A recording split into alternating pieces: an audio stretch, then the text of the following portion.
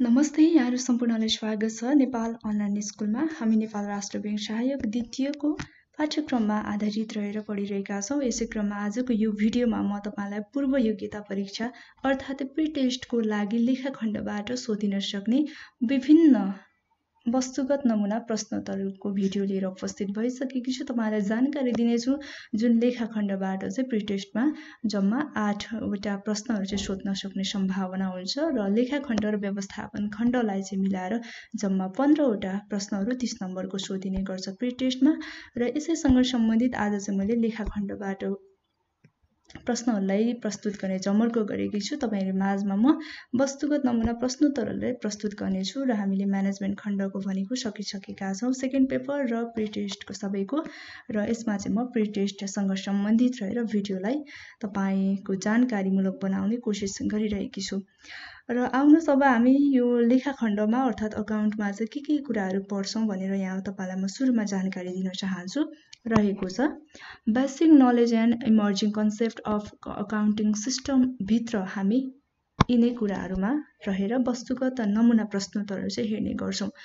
अब ए मा रहेको छ अकाउन्टिङ प्रिन्सिपल्स, बी मा रहेको छ टाइप अफ अकाउन्ट्स, अनि सी मा रहेको छ concept of audit internal control system, D मा रहेको छ रेशियो एनालाइसिस अन्तर्गत हामी लिक्विडिटी रेशियो, टर्नओभर रेशियो, त्यसपछि प्रॉफिटेबिलिटी रेशियो र सल्भेन्सी रेशियो अध्ययन गर्ने छौं भने ई मा रहेको छ इन्भेन्टरी म्यानेजमेन्ट, अनि अर्को भनेको फाइनान्शियल स्टेटमेन्ट अन्तर्गत हामी प्रॉफिट एन्ड लस अकाउन्ट अर्थात् पीएल अकाउन्ट, त्यसपछि ब्यालेन्स शीट, क्याश फ्लो स्टेटमेन्टलाई अध्ययन गर्ने छौं। र अर्को भनेको हामी कन्सेप्ट अफ गभर्नमेन्ट अकाउन्टसँग सम्बन्धित यिनै विषयहरुसँग सम्बन्धित रहेर वस्तुगत नमुना प्रश्नोत्तरहरु जुन परीक्षामा सोध्न सकिने खालका सम्भावित नमुना प्रश्नोत्तरलाई चाहिँ तपाईहरुलाई म भिडियोमा प्रस्तुत गर्नेछु। तपाईहरुले चाहिँ जानकारी लिन सक्नुहुन्छ, यहाँबाट धेरै कुराहरु सिक्न सक्नुहुन्छ। र तपाईलाई भिडियोहरु कस्तो लागिरहेको छ आफ्नो सल्लाह सुझावहरु दिँदै गर्नुहोला, एकदमै उपयोगी भएको खण्डमा। र तपाईलाई आगामी दिनमा कस्तो खालको भिडियो ल्याउँदा अझ सहयोग पुग्नेछ त्यस सम्बन्धमा पनि कमेन्ट बक्समा आफ्नो सल्लाह सुझाव र विचारहरुलाई व्यक्त गर्दै गर्नुहोला। भिडियोलाई हेरेर साथ दिनुहोला। र अब आउनुस् हामी ढिला नगरिकन आज चाहिँ हामी लेखाखण्ड अन्तर्गतको विभिन्न विषय शीर्षकको बारेमा जानकारी दिँदैछौं। सुरुमा चाहिँ हामी सुरु गर्दैछौं। रहेको छ हामीले आज विषयवस्तुगत नमुना प्रश्नोत्तर चाहिँ लिएका छौं कहाँबाट भन्दाखेरि अकाउन्टिङ प्रिन्सिपल्स टपिकबाट चाहिँ लिएका छौं। र यसैसँग सम्बन्धित रहेर आजको नमुना वस्तुगत प्रश्नोत्तरहरु हेर्ने छौं। अब सुरुमा हेर्छौं हामी रहेको छ सुरुको चाहिँ यहाँ मैले अलरेडी हाइलाइट गरिसकेकी छु आन्सरमा चाहिँ है। हेरौं है, लेखा अभिलेख बुक किपिङ भन्नाले के बुझिन्छ हेर्नुस् है। ए मा रहेको छ दुई पक्षका बीचको आपसी लेनदेनलाई भनिन्छ। अनि बी मा छ अर्को अप्सन व्यावसायिक कारोबारहरुको व्यवस्थित तरिकाले अभिलेख राख्ने कला हो। अनि सी मा छ व्यावसायिक कारोबारहरुलाई डेबिट र क्रेडिटमा विभाजन गर्नु हो। अनि डी मा भनेको व्यवसायमा भएका सम्पत्ति दायित्वलाई अभिलेखन गर्नु हो लेखा अभिलेख अर्थात् बुक किपिङ भन्नाले। अब यी चार अप्सनहरु मध्ये तपाईले थाहा पाइसक्नु भएको छ यसको सही आन्सर चाहिँ कुन हो भन्दा हामीले अप्सन ए मा टिक लगाइसकेका छौं। यसको सही आन्सर कुन हो भन्दा दुई पक्षको बीचमा रहेका आपसी लेनदेनलाई नै के भनिन्छ भन्दा लेखा अभिलेखन बुक किपिङ भनिन्छ। र अब हामी नम्बर 2 मा जाउँ। नम्बर 2 मा चाहिँ के रहेको छ भन्दा लेखा अभिलेखन भनेको के हो हेर्नुस् है। अप्सनहरु दिएको छ हामीलाई यहाँ कला हो ए मा, बी मा विज्ञान हो, सी मा पेशा हो र डी मा कला र विज्ञान दुवै हो। अब यसको चाहिँ सही उत्तर कुन होला त कुन अप्सन होला? लेखा अभिलेखन भनेको है, लेखा अभिलेखन भनेको हाम्रो अप्सन डी कला र विज्ञान दुवै हो है। लेखा अभिलेखन भनेको चाहिँ कला पनि हो र विज्ञान पनि हो। अब यसपछि अर्को नम्बर 3 मा जाउँ हामी। नम्बर 3 को प्रश्न रहेको छ तलका कारोबारहरुमध्ये अकाउन्टिङ कारोबार अन्तर्गत कुन पर्दैन हेर्नुस् है। अकाउन्टिङ लेखाविधि कारोबार अन्तर्गत चाहिँ कुन पर्दैन? अब हामीलाई कारोबारहरु दिएको छ यहाँ। ए मा रहेको छ मेसिनरी किन्नु, मेसिनहरुको खरिद गर्नु किन्नु, त्यसपछि बी मा छ तलब दिनु, सी मा छ आयकर तिर्नु र डी मा छ भाडामा ट्रक लिनु।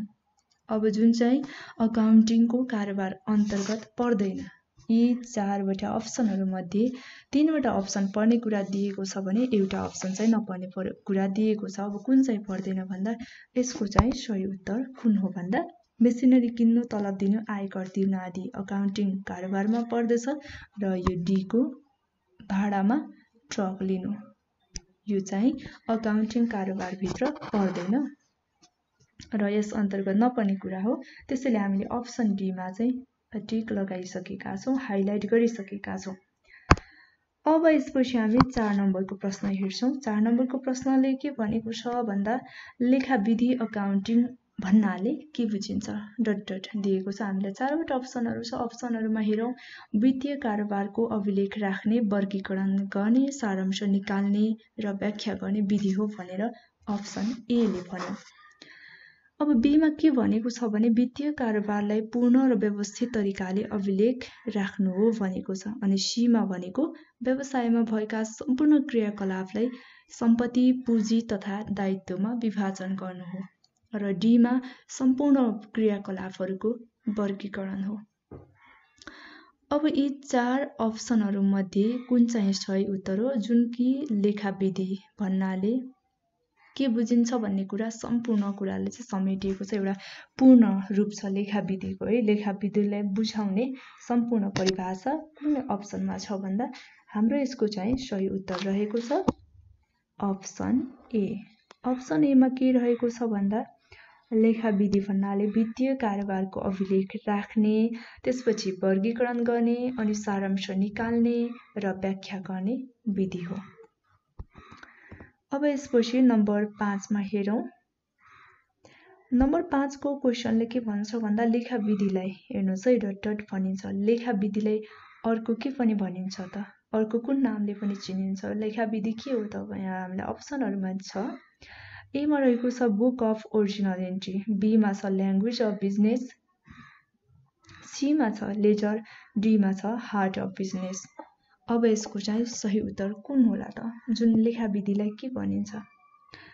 बुकको ओरिजिनल एन्ट्री हो कि अर्थात भाषाको जुन बिजनेसको भाषा हो कि अनि लेजर हो कि अर्थात व्यवसायको चाहिँ मुटु हो कि के भनेर चाहिँ चिनिन्छ त? अब यसको चाहिँ सही उत्तर रहेको छ कुन भन्दा option B language of business. जुन लेखा विधिलाई चाहिँ व्यवसायको भाषा भनेर पनि भन्ने गरिन्छ। अब यसपछि हामी नम्बर 6 को प्रश्न हेर्छौं। नम्बर 6 को प्रश्नमा के छ भन्दाखेरि निम्न मध्ये लेखा विधिको महत्व अन्तर्गत कुन पर्दैन? हेर्नुस् है, लेखा विधिको महत्व अन्तर्गत नपर्ने कुरा यहाँ सोधिएको छ। महत्व अन्तर्गत नपर्ने कुरा पर्दैन जुन कुरा चाहिँ। अब हेरौं सुरुमा अप्सनहरु। ए मा छ पूर्ण अभिलेख, बी मा छ नाफा व्यावसायिक संगठनको नाफा आर्जन गर्ने क्षमताको जानकारी, सी मा छ व्यवसायको वित्तीय अवस्थाको जानकारी र डी मा छ सबै व्यावसायिक क्रियाकलापको अभिलेख नहुनु।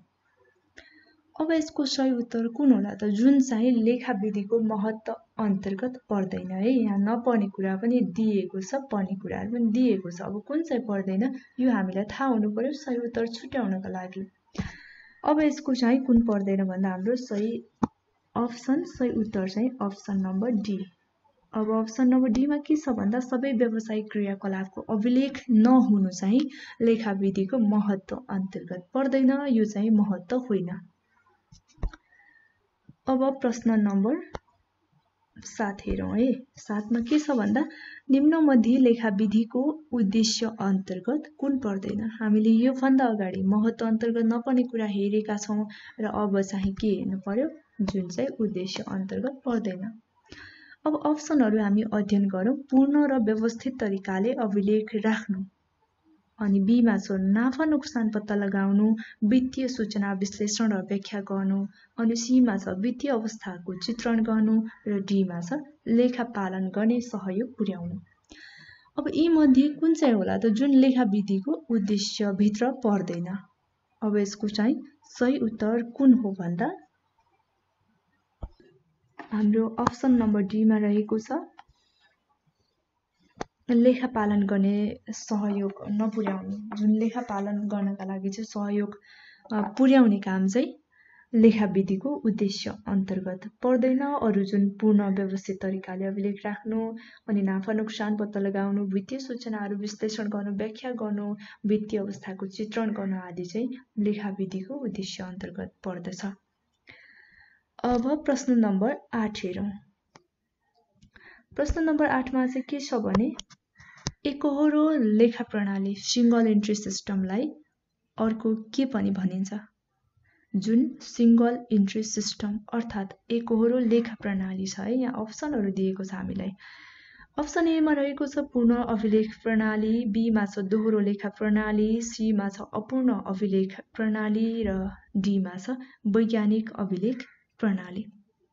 अब यसको चाहिँ सही उत्तर कुन हो त? सही अप्सन कुन हो? जुन एकहोरो लेखा प्रणालीले अर्को के पनि भनेर हामी बुझ्छौं र भन्ने गरिन्छ भन्दा यसको सही उत्तर अप्सन सी।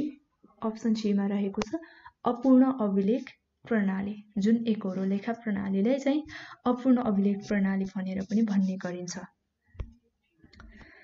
अब नम्बर 9 मा रहेको प्रश्न हेरौं। नम्बर 9 मा चाहिँ के छ भने एउटै कारोबारलाई एउटा खाताको डेबिट, हेर्नुस् है, एउटै कारोबारलाई एउटा खाताको डेबिट पक्ष र अर्को खाताको क्रेडिट पक्ष अभिलेख राख्ने है। एउटा खाताको डेबिटमा र अर्को खाताको चाहिँ क्रेडिटमा जुन रेकर्ड राख्ने प्रणाली हुन्छ त्यसलाई चाहिँ के भनिन्छ भनेर हामीलाई 9 नम्बरमा रहेको क्वेशनले सोधेको छ। अब यसको चाहिँ हामीलाई अप्सनहरू दिएको छ। यहाँ ए मा छ दोहोरो लेखा प्रणाली, त्यसपछि बी मा छ एकहोरो लेखा प्रणाली, सी मा छ अपूर्ण लेखा प्रणाली र डी मा छ परम्परागत लेखा प्रणाली। अब यसको चाहिँ सही उत्तर कुन हुन सक्ला त? जुन एउटै कारोबारलाई एउटा खाताको डेबिट पक्षमा र अर्को खाताको क्रेडिट पक्षमा चाहिँ रेकर्ड राख्ने गरिन्छ। पक्कै पनि यसको सही उत्तर रहेको छ डेबिट र क्रेडिट भन्ने बित्तिकै दुई पक्ष भयो, दोहोरो लेखा प्रणाली हाम्रो सही उत्तर हो। अब प्रश्न नम्बर 10। प्रश्न नम्बर 10 ले के भनेको छ भन्दा दोहोरो लेखा प्रणालीलाई ... पनि भनिन्छ। हेर्नुस् है, अब अर्को के पनि भनिदो रहेछ त? जुन दोहोरो लेखा प्रणालीलाई चिन्ने अर्को नाम के रहेछ त? हामीलाई अप्सनहरू हेरौं। दिएको छ अप्सनहरूमा अपूर्ण लेखा प्रणाली, बी मा पूर्ण र वैज्ञानिक लेखा प्रणाली, अनि सी मा परम्परागत लेखा प्रणाली र डी मा एकहोरो लेखा प्रणाली। जुन चाहिँ दोहोरो लेखा प्रणालीले चिन्ने अर्को नाम भन्ने अर्को नाम चाहिँ के हो भन्दा यसको सही उत्तर रहेको छ 10 नम्बरको प्रश्नको अप्सन नम्बर बी हाम्रो सही आन्सर हो। पूर्ण र वैज्ञानिक लेखा प्रणाली दोहोरो लेखा प्रणाली हो। अब यसपछि 11 नम्बरको प्रश्न हेरौं। 11 नम्बरको प्रश्नमा के छ भन्दा निम्न मध्ये लेखा विधिको सही प्रक्रिया वा चक्र कुन हो? अब यहाँ लेखा विधिको सही प्रक्रियाहरू हामीलाई छुट्याउनका लागि दिएको छ। अब जुन चक्रहरू एक पछि अर्को हुने क्रमबद्ध रूपमा हुने जुन श्रृङ्खला हुन्छ, चक्र हुन्छ, त्यो प्रक्रिया हो लेखा विधिको पनि। यही प्रक्रियाहरूलाई चाहिँ यहाँ दिएको छ। कुनै एउटा अप्सनमा हेरौं एक पछि कुन आउँदो रहेछ। हामी सुरुमा अप्सन हेर्छौं त्यसपछि पत्ता लगाउँछौं। अब ए मा रहेको छ वित्तीय कारोबारको पहिचान, अभिलेख, वर्गीकरण, संक्षेपीकरण, व्याख्या र सम्प्रेषण। अनि बी मा छ कारोबारको पहिचान, वर्गीकरण, व्याख्या, अभिलेख र सम्प्रेषण। अनि सी मा भनेको अभिलेखको वर्गीकरण, संक्षेपीकरण, व्याख्या, सम्प्रेषण अनि कारोबारको पहिचान, अभिलेख, संक्षेपीकरण, वर्गीकरण र सम्प्रेषण डी नम्बर अप्सनमा। अब यसको चाहिँ सही उत्तर कुन हो? अर्थात् प्रश्नका अनुसार चाहिँ सही अप्सन कुन हो त? जुन लेखा विधिको सही प्रक्रिया वा चक्र अन्तर्गत पर्दछ। अब यसको सही उत्तर कुन हो त भन्दा तपाईले गेस गरिसक्नु भयो होला हैन? थाहा पनि पाइसक्नु भयो होला, कतिले मिलाउनु भयो होला। हेरौं है तपाईको गेस मिल्छ कि मिल्दैन सही उत्तरसँग। हाम्रो अप्सन ए मा लेखाविधिको सही प्रक्रिया वा चक्र क्रमलाई चाहिँ समेटिएको छ। एक पछि अर्को क्रमबद्ध रूपमा सुरुमा वित्तीय कारोबारको पहिचान गरिन्छ, त्यसपछि अभिलेखको वर्गीकरण गरिन्छ, अनि संक्षेपीकरण गरिन्छ, त्यसपछि व्याख्या गरिन्छ र मात्रै सम्प्रेषण गर्ने गरिन्छ लेखाविधिको सही प्रक्रियामा। अब प्रश्न नम्बर 12। प्रश्न नम्बर 12 मा चाहिँ हामीलाई यहाँ के कुरा सोधेको छ भन्दा अभिलेखलाई पहिचान गर्ने। हेर्नुहोस् है, अभिलेखलाई पहिचान गर्ने, त्यसपछि मापन गर्ने, अभिलेखन गर्ने, वर्गीकरण गर्ने, सारांश तयार पार्ने, विश्लेषण गर्ने र सम्प्रेषण गर्ने प्रक्रियालाई के भनिन्छ? हामीले भर्खरै मात्रै योभन्दा अगाडि मात्रै थाहा पाइसकेका छौँ, जुन लेखाविधिको सही प्रक्रिया अर्थात् चक्र अन्तर्गत रहेको छ यो प्रश्न। अब यसलाई चाहिँ के भनिन्छ त? हामीलाई अप्सनहरू दिएको छ। ए मा दोहोरो लेखा प्रणाली, बी मा एकहोरो लेखा प्रणाली, सी मा लेखा चक्र र डी मा लेखा अभिलेख। सम्झनुहोस् त, हामीले योभन्दा अघिल्लो प्रश्न नम्बर 11 मा के को बारेमा पढेका थियौँ? पक्कै पनि याद गरिसक्नुभयो। हामीले यो चाहिँ लेखा चक्र अन्तर्गत पढेका थियौँ र यही प्रश्नलाई चाहिँ यहाँ अर्को तरिकाले सोधेको छ, जुन चाहिँ कुन प्रक्रियामा पर्दछ। यहाँ एकहोरो हो कि दोहोरो हो कि लेखा अभिलेख हो कि या त लेखा चक्र हो? यसको चाहिँ सही उत्तर कुन हो भन्दा हाम्रो अप्सन सी लेखा चक्र। लेखा चक्रमा जुन अभिलेखलाई पहिचान गर्ने, मापन गर्ने, अभिलेखन गर्ने, वर्गीकरण गर्ने, सारांश तयार पार्ने, विश्लेषण व्याख्या गर्ने र त्यसपछि मात्रै सम्प्रेषण गर्ने चाहिँ प्रक्रिया क्रमशः प्राथमिकीकरणको आधारमा हुने गर्दछ, क्रमैसँग हुन्छ, जुन चाहिँ लेखाविधिको प्रक्रिया अन्तर्गत, लेखा चक्रको प्रक्रिया अन्तर्गत पर्दछ।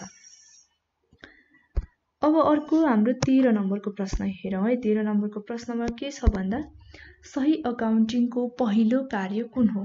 अब यहाँ दिएको छ हामीलाई अप्सनहरू। यी 4 अप्सनहरू मध्ये अकाउन्टिङको पहिलो कार्य कुन हो? जुन चाहिँ सही रूपमा पहिलो, दोस्रो, तेस्रो गरेर क्रमैसँग हुन्छ, तर सबैभन्दा पहिलो कार्य चाहिँ कुन हो भनेर यो 13 नम्बरको प्रश्नमा सोधिएको हुँदा हेरौँ अप्सनहरू।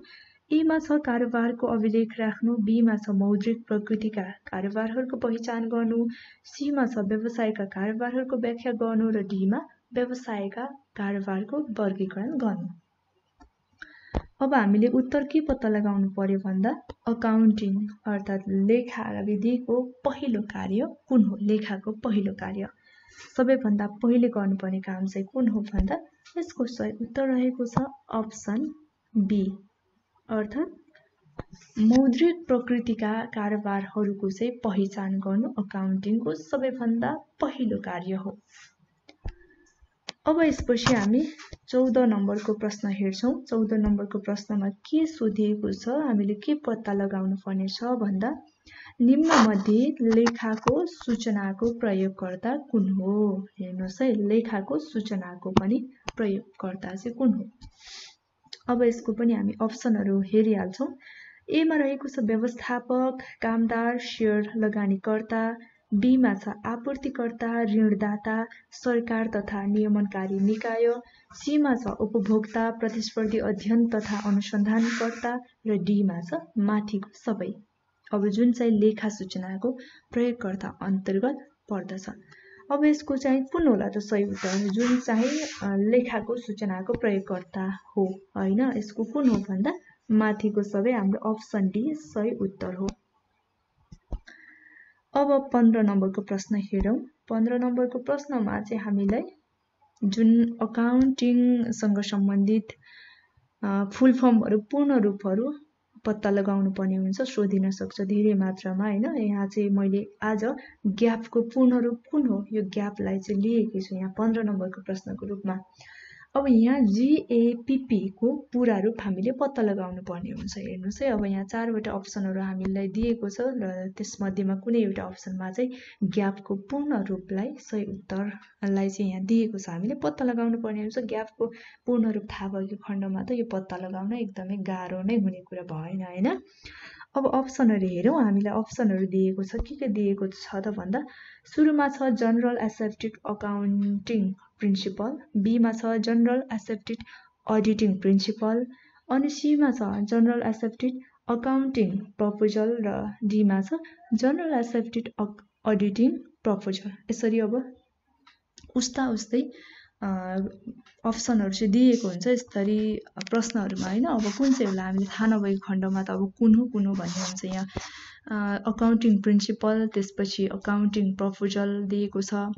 अनि अर्को भनेको जुन अडिटिङ प्रिन्सिपल र अडिटिङ प्रपोजल दिएको छ। उस्तै छ।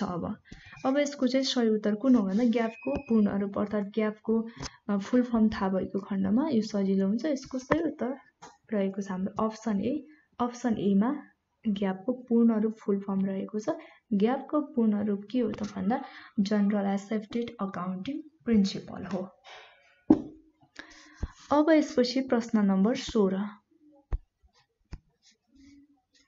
प्रश्न नम्बर 16 मा चाहिँ कारोबारको अभिलेख राख्दा व्यवसायको तर्फबाट राखिन पर्दछ र व्यवसायको मालिककर्ताको तर्फबाट होइन, यो कुन धारणासँग सम्बन्धित छ?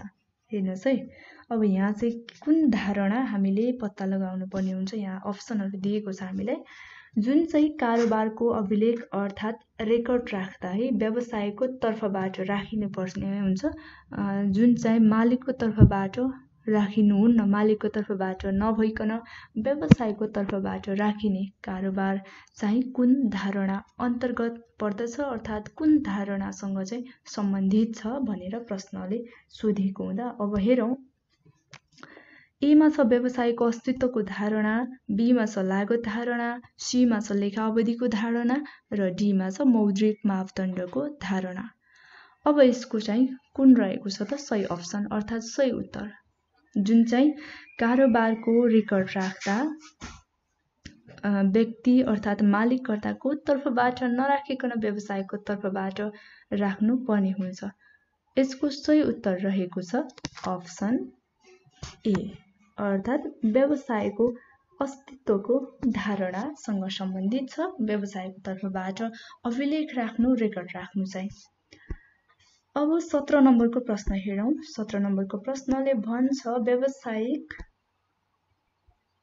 व्यावसायिक संगठन दीर्घकाल वा अन्तकालसम्म चलिरहन्छ भन्ने अवधारणा कुन हो? अब लागत अवधारणा एमा, बीमा चालु संगठनको अवधारणा, सीमा लेखा अवधिको अवधारणा र डीमा प्राप्तिको अवधारणा। अब यसको सही उत्तर कुन हो? जुन व्यावसायिक संगठन दीर्घकाल वा अन्तकालसम्म लङ टर्म अर्थात् सर्ट टर्मसम्म कन्टिन्युसली हैन निरन्तर रूपमा चलिरहनु पर्छ भन्ने धारणा चाहिँ कुनसँग सम्बन्धित छ भन्दा यसको सही उत्तर रहेको छ अप्सन नम्बर बी चालु संगठनको अवधारणासँग सम्बन्धित छ। अब प्रश्न नम्बर 18। लेखा अवधि सामान्यतया कति समयको हुन्छ? हामीलाई यहाँ लेखा अवधि, लेखाको पिरियड टाइम अवधि सोधिएको छ यहाँ। अब एमा छ दैनिक, बीमा छ 1 महिना, सीमा छ 6 महिना र डीमा छ 1 वर्ष। अब यसको सही उत्तर कुन हो? जुन लेखाको समय अवधि सामान्यतया कति हुनुपर्छ भन्दा 1 वर्षको हुनुपर्छ सामान्यतया। अब 19 नम्बरको प्रश्न हेरौँ है। फर्निचर रु 1 लाखमा खरिद गरियो। हेर्नुहोस् है, फर्निचर किन्दा 1 लाखमा खरिद गरियो तर त्यसको बजार मूल्य केही समयपछि घटेर 50,000मा झर्यो। जुन 1 लाखमा किनेको फर्निचरको मूल्य बजार मूल्य अनुसार केही समयपछि घटेर 50,000मा आइपुग्यो। तर फर्निचरको अभिलेख रेकर्ड राख्दा रु 1 लाख नै राख्ने अवधारणा कुन हो? अब यहाँ अवधारणाहरू दिएको छ हामीलाई। अप्सन एमा व्यवसायको अस्तित्वको अवधारणा, बीमा लागत अवधारणा, सीमा मौद्रिक मापदण्डको अवधारणा र डीमा प्राप्तिको अवधारणा। अब यसको चाहिँ सही अप्सन अर्थात् सही उत्तर कुन हो त? जुन चाहिँ 1 लाखमा किनेको सामानको बजार मूल्य घटेर 50,000मा झर्यो तर हामीले फर्निचरको रेकर्ड राख्दा चाहिँ 1 लाख नै राख्ने गर्छौँ। अब यसको चाहिँ सही अप्सन कुन हो भन्दा यो केसँग सम्बन्धित छ भन्दा लागत अवधारणासँग सम्बन्धित छ। त्यसैले लागत अवधारणा हाम्रो सही आन्सर हो, अप्सन हो बी। अब 20 नम्बरको प्रश्न, आयको अभिलेख राख्दा आय सृजना हुने समयमा अभिलेख राख्नुपर्छ भन्ने मान्यता कुन हो? अप्सन ए लागत अवधारणा, बी प्राप्तिको अवधारणा, सी मौद्रिक मापदण्डको अवधारणा र व्यवसायको अस्तित्वको अवधारणा, अप्सन नम्बर डी। अब यसको सही उत्तर हाम्रो अप्सन नम्बर बी अर्थात् प्राप्तिको अवधारणाले चाहिँ आयको अर्थात् इन्कमको अभिलेख रेकर्ड राख्दा आय सृजना हुने समयमा अभिलेख राख्नुपर्छ भन्ने मान्यता प्राप्तिको अवधारणाले राख्ने गर्दछ। अब 21 नम्बरको प्रश्न हेरौँ। 21 नम्बरको प्रश्नले यहाँ खाता कति प्रकारको हुन्छन् भनेर सोधिएको छ। खाताको प्रकारहरू कति प्रकारको हुन्छ? अब हामीले यहाँ खाताको प्रकारहरू थाहा पाइसकेका छौँ। अप्सनहरू दिएको छ हामीले, ए मा 4, बी मा 5, सी मा 3 र डी मा 6। अब यी मध्ये कुन चाहिँ हो अर्थात् खाताको प्रकार कति हुन्छ, अर्थात् हामीलाई खाता कति प्रकारको हुन्छ भन्ने कुरा थाहा हुनुपर्छ। यो सही उत्तर पत्ता लगाउनका लागि एकदमै सजिलो। खाता एउटा पर्सनल व्यक्तिगत खाता, रियल वास्तविक खाता र अर्को भनेको नाम मात्रैको खाता, नोमिनल अकाउन्ट। त्यसैले गर्दा यसको सही उत्तर अप्सन नम्बर सी 3 प्रकारको हुन्छ। अब 22 नम्बरको प्रश्न, क्यास अकाउन्ट कुन हो? क्यास अकाउन्ट कस्तो प्रकारको खातामा पर्दछ भन्दा यहाँ अप्सनहरू छ, पर्सनल अकाउन्ट, बी मा रियल अकाउन्ट, सी मा नोमिनल अकाउन्ट र डी मा फिक्सेसन अकाउन्ट। अब यसको चाहिँ सही उत्तर कुन हो त? जुन क्यास अकाउन्ट कुन प्रकारको खातामा चाहिँ पर्दछ भन्दा यसको सही उत्तर रहेको छ option number B real account अन्तर्गत पर्दछ क्यास अकाउन्ट। अब 23 नम्बरको प्रश्न, तल दिएका मध्ये परम्परादेखि लेखालाई व्यवस्थित गर्न मानिएका परम्परागत मान्यताहरू कुन कुन हुन्? अब जुन परम्परागत मान्यताहरू कुन कुन हुन् त्यो पत्ता लगाउनु पर्ने हुन्छ। अप्सन छ पूर्ण पारदर्शिता, अनि बी मा सान्दर्भिकता, सी मा स्थिरता र डी मा माथिको सबै। यसको सही उत्तर रहेको छ माथिको सबै, अप्सन डी। माथिको सबैमा पूर्ण पारदर्शिता, सान्दर्भिकता, स्थिरता सबै पर्यो, जुन चाहिँ परम्परादेखि लेखालाई व्यवस्थित गर्नका लागि मानिएको परम्परागत मान्यताहरू अन्तर्गत पर्दछ। अब प्रश्न नम्बर 24, चालु संगठनको अवधारणा अनुसार व्यवसायको जीवनकाल कति हुन्छ? अब यहाँ रहेको छ अप्सनहरू, ए मा सीमित, बी मा वार्षिक, सी मा निरन्तर र डी मा दीर्घकालीन। अब यसको सही उत्तर कुन हो? जुन चालु संगठनको अवधारणा अनुसार चाहिँ व्यवसायको जीवनकाल कति हुन्छ? चालु संगठन याद गर्नुहोस् है, चालु चलिरहने संगठन निरन्तर रूपमा, यो चाहिँ हाम्रो अप्सन सी सही उत्तर निरन्तर। र आजको अन्तिम प्रश्न 25 नम्बरको प्रश्न हेरौँ। डट डट छ सुरुमा, धारणा अनुसार व्यवसायमा मालिक व्यवसायका साहुका रूपमा रहन्छ अर्थात् लिन्छ। कुन धारणा अनुसार हेरौँ? अस्तित्व, ए मा, बी मा लागत, सी मा प्राप्तिको र डी मा अवधि। अब यी 4 अप्सनहरू मध्ये कुन चाहिँ धारणा अनुसार व्यवसायमा मालिक व्यवसायको साहुको रूपमा लिइन्छ? यसको सही उत्तर रहेको छ अप्सन ए अस्तित्व। जुन अस्तित्वको अवधारणा अनुसार चाहिँ व्यवसायमा मालिक व्यवसायका साहुको रूपमा चाहिँ रहने गर्दछ। र यी त भयो हामीले लेखाखण्डबाट जुन सुरुमा वस्तुगत नमुना प्रश्नोत्तरहरूको जानकारी लियौँ, जुन यो चाहिँ भाग 1 रहेको छ र अन्य चाहिँ अब भाग 2, 3 गर्दै म क्रमशः लिएर आउनेछु भिडियोहरुमा। तपाईलाई कस्तो लाग्यो आजको भिडियोमा? यति नै 25 वटा प्रश्नोत्तरहरू मैले प्रस्तुत गरेँ। अर्को भिडियोमा अन्य जानकारी लिएर आउनेछु। तपाईलाई भिडियो हेरेर साथ दिनु भएको लागि धेरै धेरै धन्यवाद। र तपाईले अहिलेसम्म नेपाल अनलाइन स्कुलको युट्युब च्यानललाई सब्स्क्राइब गर्नुभएको छैन भने चाहिँ सब्स्क्राइब गर्नुहोला। तपाईले सम्पूर्ण जानकारीहरू भिडियोहरू चाहिँ पाउनुहुनेछ सहजै। सब्स्क्राइब गर्नुभएको खण्डमा नोटिफिकेसन मार्फत तपाईले नयाँ भिडियोहरू चाहिँ आएको थाहा पनि हुनेछ। त्यसैले भिडियोलाई हेर्दै गर्नुहोस्, साथ दिँदै गर्नुहोस् र अर्को भिडियोमा फेरि भेटौँला। तपाईको बाँकी फल शुभ रहोस्। हवस् त, धन्यवाद।